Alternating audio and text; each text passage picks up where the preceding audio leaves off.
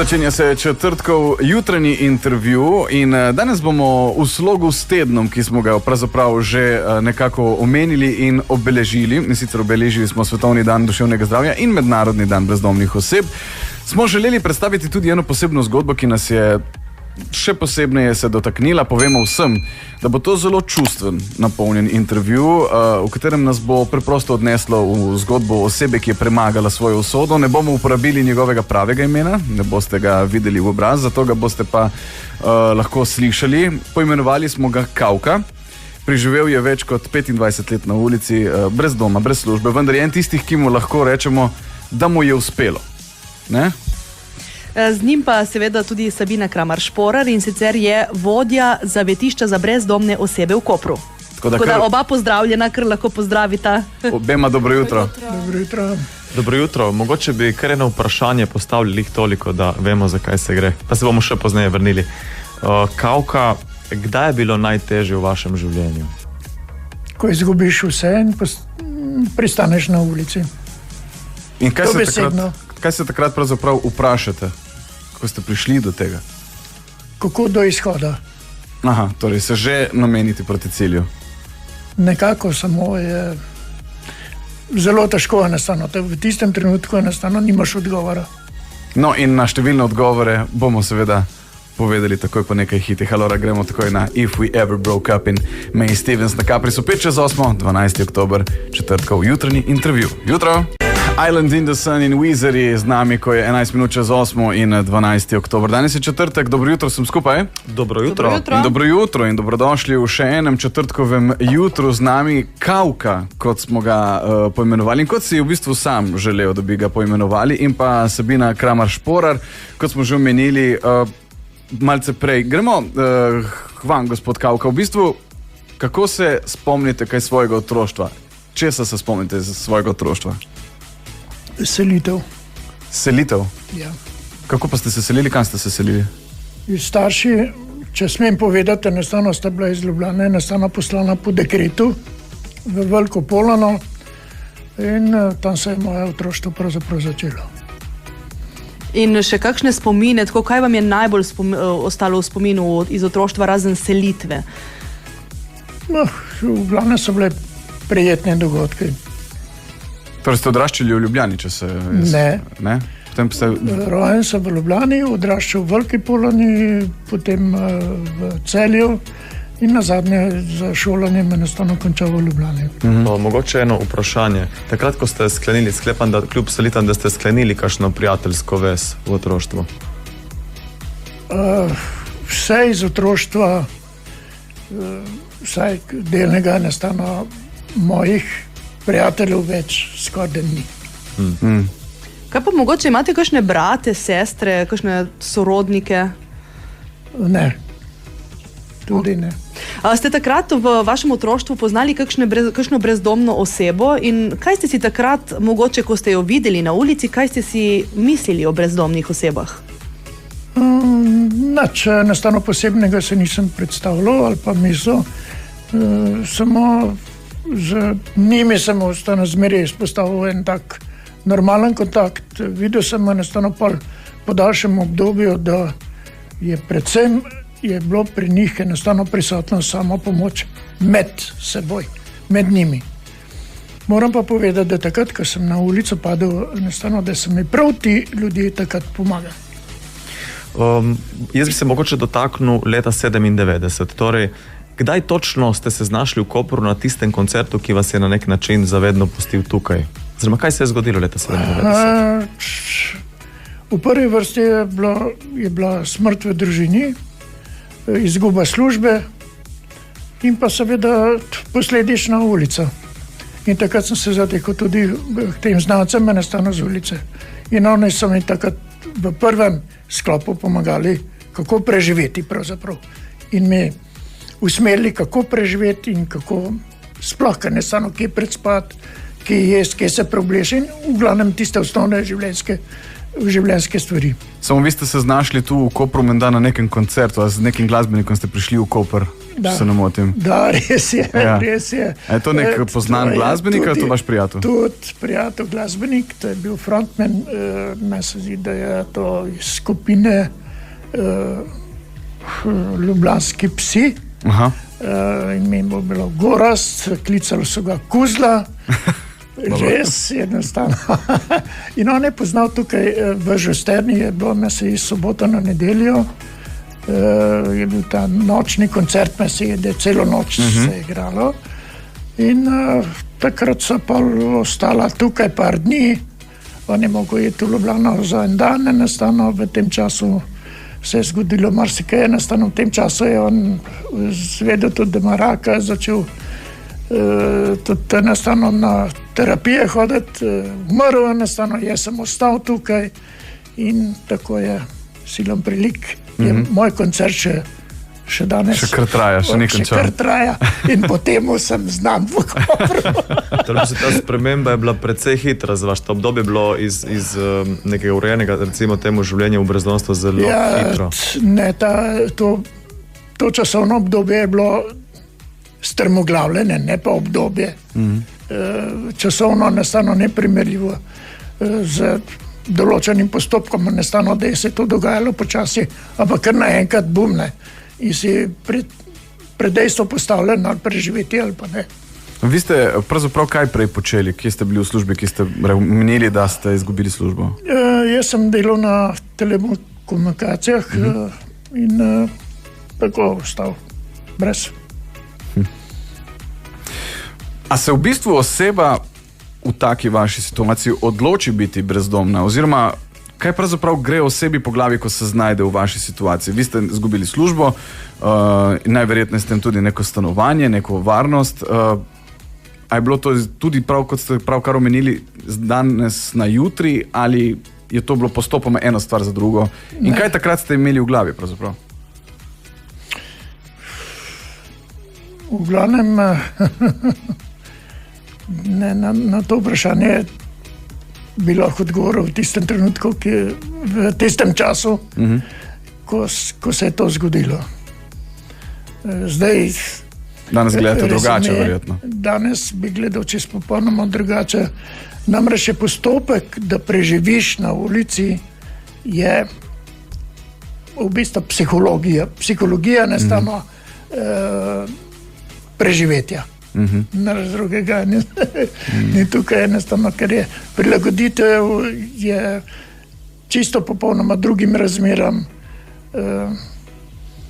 V glavnem greš v bistvu je pot v neznano. Koliko ste pa bili stari takrat, ko se je to zgodilo? Ja, če računate, da je to 25 let nazaj, 25-27 let nazaj, zdaj jih imam pa 70. Se kdaj počutite, da ste mogoče, da niste vi sami odgovorni za to, kar se vam je zgodilo, ampak da je to nek splet okoliščin, da je bil nekdo zunanji odgovoren za potek vašega življenja? Ne bi rekel, da je bilo to zunanje enostavno, ampak je bila, sem bil kar sam sebi splet okoliščin, enostavno je sam zaradi smrti, druge okoliščine so pa bolj bile mojega značaja. Okay. Kako pa v bistvu poteka potem dan neke brezdomne osebe? Morda celo koga, ki noče biti del skupnosti, kot recimo v številnih primerih, ki smo jih spoznali ravno ta teden, tudi Sabino. No, jaz lahko govorim o skupnostih, ki sem jih prej poznal, to se pravi leta nazaj, ki se popolnoma razlikuje od današnjih. V tistih skupnostih je takrat bilo sodelovanje in pa samo pomoč, samoumevna. In pa seveda starejši, ki so bili na ulici in pa verzirani tega življenja, so te pač uvedli v to delo, pravzaprav ne delo, ampak v preživetje. Kako pa se razlikujejo, v bistvu, kot ste rekli, prejšnji časi z današnjim, torej kako je danes biti brezdomec v primerjavi s takrat, ko ste bili? Ne, se ne da primerjati. Zakaj ne? Ne, zaradi tega, ker se je ne vem, enostavno psihologija družbe se je spremenila za pomoč, drugačno gledanje na brezdomne in pa seveda sam pristop brezdomcev do do ljudi je popolnoma drugačen. Aha, torej, v smislu, da je zdaj bolj odprto? Ali ne. Celo drugače? Ne, preveč vsiljiv. Aha, okay. Ne psihološko, ne z nasmehom, ne, ker takrat se je to delalo pravzaprav z enim načinom. Če se ti enostavno uspel človeka enostavno spraviti v dobro voljo, to se pravi, da si ti uspel že polovico, kar je tvoj končni načrt, enostavno bil načrt, vzpostaviti kontakt v dobro voljo, da bo tudi segel po denarnici in ti prispeval za tvoje dele, enostavno, da si lahko preživel dan. Jaz predlagam, da naredimo eno kratko pauzico in potem nadaljujemo pogovor s Kavko in Sabino. One Republic z nami. Dobro jutro. Jutro. 33 po 8 uri, 12. oktober je in v našem jutru smo še vedno v prijetni družbi Kavke in Sabine, ki v tednu, ko smo omenili Mednarodni dan brezdomnih oseb, spoznavamo ravno Kavkino zgodbo. Izven etra smo se pogovarjali, Kavka, v bistvu o življenju pod mostom. Kako pa to zgleda? Pospravljati nam ni bilo treba. Pa čistiti verjetno. Ne, je burja naredila svoje. Ja. V bistvu, kako ste se organizirali? Jaz se sicer ne spomnim dobro takrat, kako je bilo to postavljeno, kje je točno, kater most najprej govorimo? To je pod Semedelskim mostom, enostavno. Tam pri Mandraču torej? Pri Mandraču, tudi spodaj so bili jogi, palete, kuhna je bila organizirana tudi za plinom. Obiskovalce smo imeli, enostavno tudi zelo zanimivo je bilo. Ob nedeljah so gospe hodile v cerkev enostavno in so nam prinesle tudi skuhano hrano. Ob sobotah, pravzaprav v zgodnjih jutranjih urah, na nedeljo celo, včasih me se zdi, tu blizu bila diskoteka, so fante hodili iz Izole, pa so tam se ustavili, dokler ni prišel avtobus. Koliko časa je bilo to nazaj? Približno, katerega leta je se to? Ne, 20 nazaj. 20 let. Sami ste prej, tudi izven etra smo se pogovarjali, rekli, da ste se potem dobivali tudi tukaj na tržnici. Kje ste se dobivali in s kakšnim namenom? Namen na tržnici je bil enostavno dobiti delo. Namreč tam je vsi, ki so hodili, ki so vozili enostavno ta dobava, ki je bila ribarnica in pa zelenjava, so bili povezani tudi z kmetijstvom, sploh bivša trgovina, ki je vodil Fabio, in z njim smo se povezali enostavno in potem naprej z kmetje in pustili so tam enostavno telefonsko številko, da smo jih pa poklicali in tako začeli delati od Škofij pa do Locana. Ker to je bistvo, ne? Da vi ste delali vedno. Ja, mi smo zmeri. Niste, ne vem, cele dneve, kot ljudje mogoče na hitro pomislijo stereotipno, da vi pa gledate v luft, pa čakate, da kdo kaj prinese. Vi ste pač delali v bistvu. Verjetno. Takrat, ko je bilo pač delo, smo delali, takrat, ko je pač dela ni bilo, smo pač sprašvali tisto, kar je treba vprašati. Pri kmetih ste verjetno kaj pobirali oljke, grozdje? Vse je bilo. Od rezanja, kopanja, pobiranja kamenja, na novo postavljanje vinogradov, kar je bilo kmetijskega dela. Ne.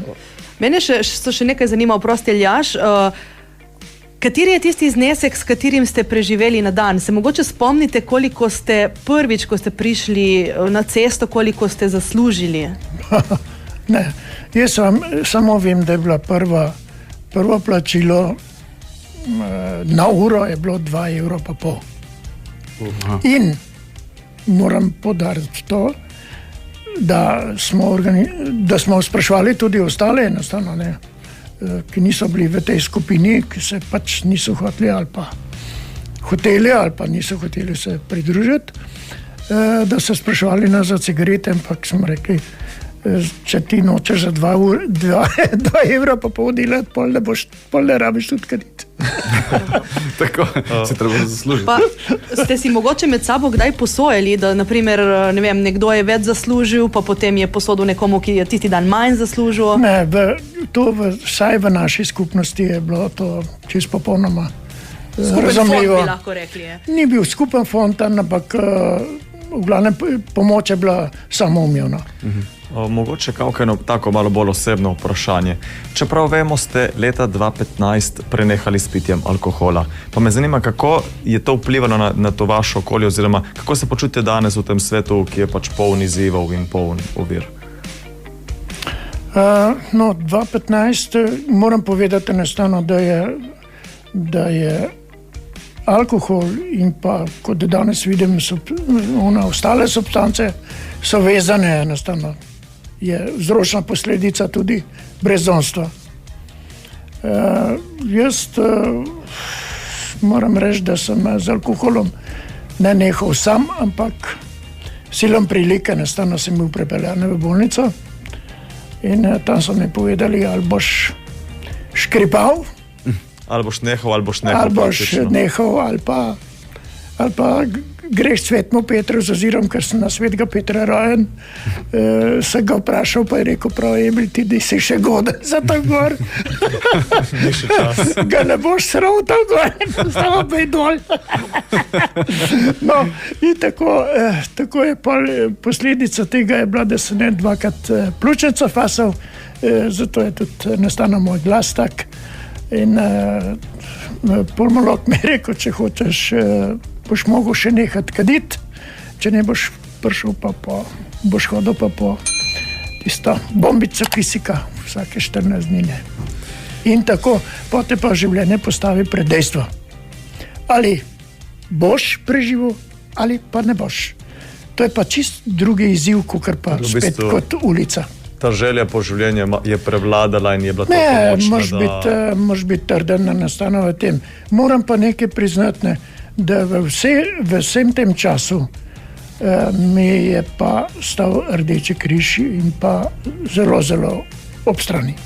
No in o Rdečem križu in z Rdečim križom, torej Sabino, že čez nekaj trenutkov. Kajli Mino je z nami. Mi pa nadaljujemo četrtkov jutranji intervju, tokrat je z nami Kavka, kot smo ga pomenovali, pa tudi Sabina Kramer-Šporar, vodja zavetišča za brezdomne osebe v Kopru. Sabina, koliko podobnih zgodb Kavkinih slišite med vašimi osebami, ki se pravzaprav oglasijo na vaša vhodna vrata? Ja. Prav takšne ni nobene. Je pa vsaka posebna, vsak ima svojo zgodbo, svoje razloge in tudi razplet v nadaljevanju. Sabina, sicer pa kje vse spijo brezdomne osebe v Kopru, če niso v zavetišču? Torej, če ne spijo tam pri vas, kjer smo bili tudi mi, vas obiskali nekaj dni nazaj, kje so? Torej, mi poznamo nekaj lokacij, so pa te lokacije vedno skrivnost. Tako da... Aha, se ne smete govoriti, razumemo, okej. Ne. V bistvu, Sabina, koliko je takih, ki jim uspe najti rešitev, kot je recimo leta 2019 uspelo Kavke, ki je z nami v studiu, in predvsem, kako si prišel do tega mentalnega preklopa, tako da mogoče najprej Sabina, pa tako vprašanje za oba, tako. Zdaj tako, pač poznamo več rešitev. Ena je, da se oseba reši ulice, torej brezdomstva, spanja na cesti in ne skrbi za osebno higieno, vprašanje, kdaj ješ in tako, je pač vključitev v programe. To je ena od rešitev, seveda življenjski stil bolj ali manj podoben ostaja. To je taka delna rešitev. Takih zgodb, kot pa smo slišali, pa žal ni prav dosti. No. Vi se pa verjetno trudite, da bi jih bilo čim več, ne? Ja. Je pa to vedno zelo osebna odločitev, osebna pot. Mi ne moremo vplivati, lahko podpiramo, lahko dajemo moč, ne moremo pa se namesto njih odločiti, da grejo po tej poti. Ne? Zdaj, Kavka, torej prej smo rekli 2015 ste se nekako zaradi zdravstvenih težav odrekli alkoholu. 2019 pa ste prav spremenili torej, vaš način življenja in iz brezdomstva potem našli službo, verjetno stanovanje.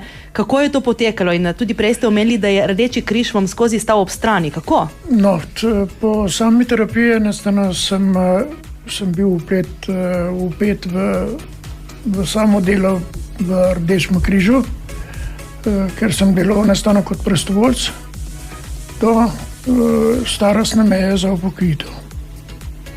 V tem času sem intenzivno iskal stanovanje, kar je pa v tistem času napram danes malo manj težko, ampak danes je skoraj nemogoče. Ne? No, meni je pač uspelo spletom okoliščin, enostavno, da sem na vse kljuke, od katerih se je dalo, sem odprl vrata enostavno in pač ena se je odprla in tako je se rešil zadevo za stanovanjem in pa zbokojen. Ampak a so vas zdravstvene težave pripeljale do tega, da ste potem bolj, katere pa? Mislim, kaj vam je ta preklop naredilo? Preklop? Ja. Da je življenje lepo. Aha, to je misel, v bistvu. Verjetno, kar zajema večkrat. Ravno to smo tudi omenili, da se je v bistvu že način življenja za brezdomne osebe spreminjal skozi leta, kot ste sami prej omenili, in da so mogoče danes osebe, ki se znajdejo v teh težavah, bistveno bolj fatalistične mogoče in ne vidijo te lepote v življenju, kot ste pa sami prepoznali. A bi se strinjali lahko s tako trditvijo? Ne vem, mogoče enostavno stojijo na mesto, ker skozi nekoga samo porivati naprej, enostavno mora k temu prispevati tudi samo oseba. To je osebna odločitev.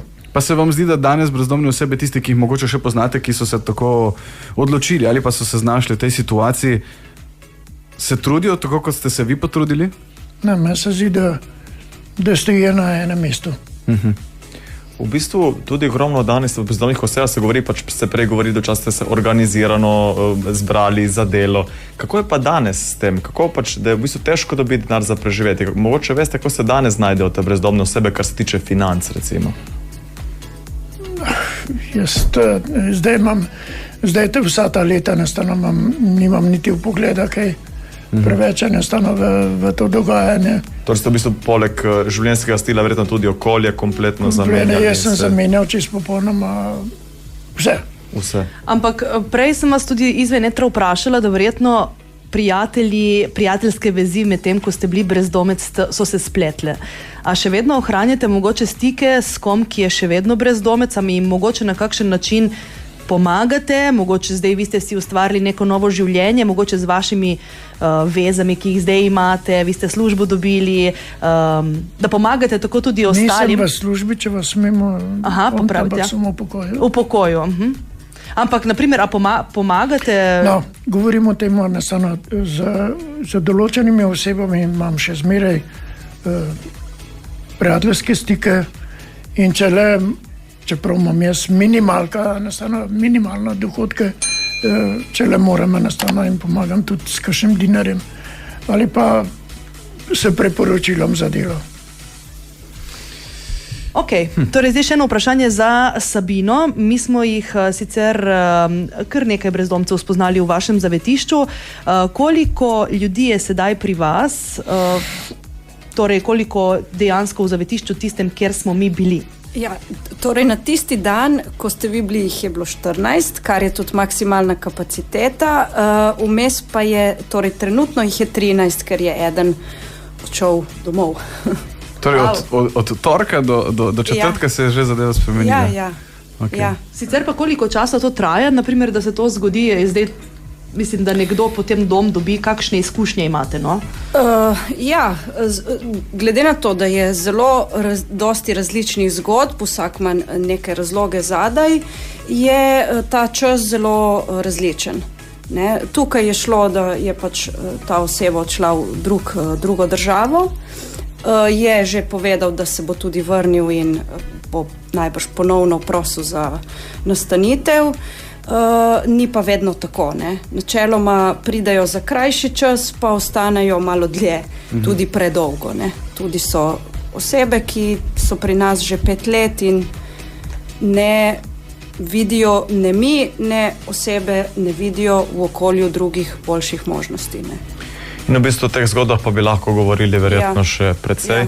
A vaša, gospod Kavka, nas je izredno lepo presenetila, tako da mogoče kje živite danes, kakšen detajl, kar seveda lahko poveste, in mogoče ena zaključna misel, če imate kaj za predati našim poslušalcem. Jaz bi vsem, ki so se znašli v taki situaciji, kot sem jaz, bi samo en kratek napotek, enostavno ustrajati, pa ne sedeti. Okay. Najlepša hvala za obisk in za ta naš jutranji pogovor četrtkov. Namenite jim vsaj nasmeh, bomo rekli, če jih vidite. Vedno rečemo in ponavljamo, da bi vsak moral se vsaj malce zavedati in začutiti, kaj pomeni biti v koži nekoga drugega, ki se znašel v tej situaciji. In ravno zaradi tega najlepša hvala Kavka, najlepša hvala Sabina za naš jutranji pogovor in srečno še naprej. Hvala za uspešno delo, Sabina. Hvala tudi vam. Žiga, Manca in Aljaž. Radio Capris. Dobro jutro, Radio